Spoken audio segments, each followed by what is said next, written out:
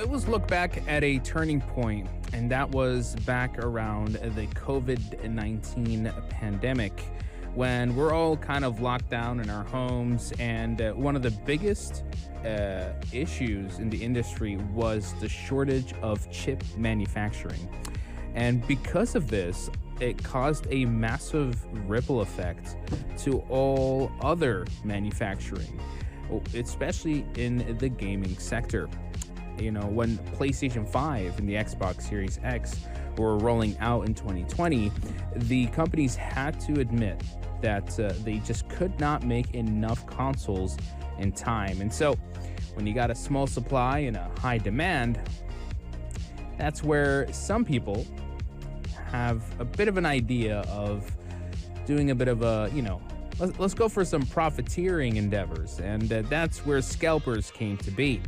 I really look at Scalpers as a good example of the darker side of capitalism, where you turn something that's meant to be for enjoyment into a profit-driven nightmare. And I would say after that turning point, after COVID-19, the scalping culture has become absolutely rampant. It is in almost every industry out there.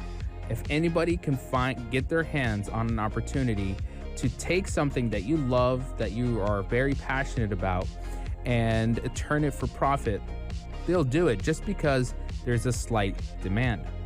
Take, for example, Larian Studios' latest collector's edition of Baldur's Gate 3 that has just been released, but it was supposed to be initially sold for $270. It's a collector's item, fair enough. But now this once affordable edition is now listed for over $3,000 on resale sites. And that's just frustrating. To the point that even the publisher itself had to go on record. The director, Michael Dowse, tweeted his disdain for the scalpers who are profiting off what should be a beloved collector's item. He pointed out that this edition was crafted to bring joy, not to line the pockets of opportunists. And honestly, he's right.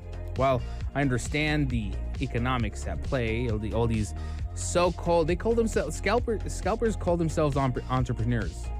Can you believe the audacity? Not only do they do what they do, but to actually label themselves as if that this is an entrepreneurial endeavor.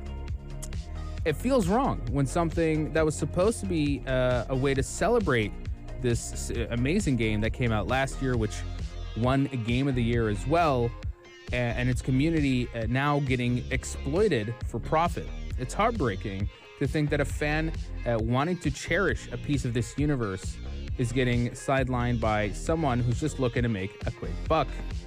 And so it does concern me. What is the next big scalping opportunity? Well, I'm looking at the PlayStation 5 Pro, which is coming out next month, and I don't think it's going to bode very well for anyone who actually wants to buy this console day one. Scalpers are looking at this, and they're gonna be thriving on this system. But I can't help feel also at the same time that companies can do a lot more to prevent this. A good example I look at is Steam when they rolled out the Steam Deck pre-orders, and they did a thing where if you wanted to buy a unit, reserve it anyway, you actually had to put a small deposit just to get a reservation, the right to buy a unit from their store. And I think that's a great way to at least hinder a lot of the scalping bots that are programmed into these sites to make sure that they're buying it not within the second, but within the millisecond. This is how they've perfected this exploitation system at this point.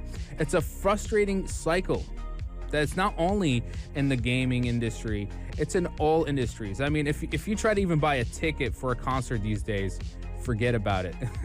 So how do we scalp the scalpers? I always say this, don't buy into it. Don't be so desperate that you are going to go out of your way and pay for those pieces, those items, those products at an exuberant amount of prices, hold back your wallet, be patient.